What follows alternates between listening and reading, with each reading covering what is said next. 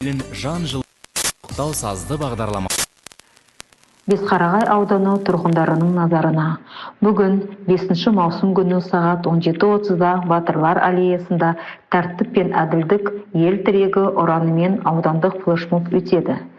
Іс-шара тәртіп пен әділдікті насихаттауға бағытталған. Баршаңызды белсенді қатысуға шақырамыз. Тәртіп пен әділдік сенімді болашақтың негізі.